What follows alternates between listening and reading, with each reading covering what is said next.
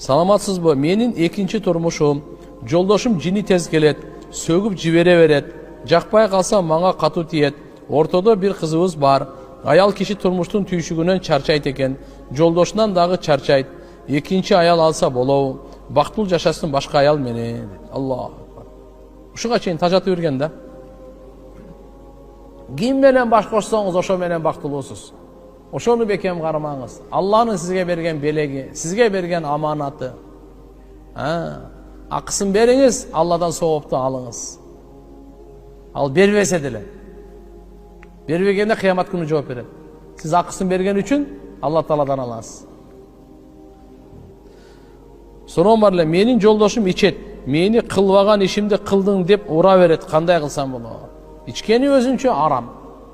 Кылбаганын кылдың деп жала жапканы өзүнчө арам. Урганы өзүнчө арам. Бу не дейсиң?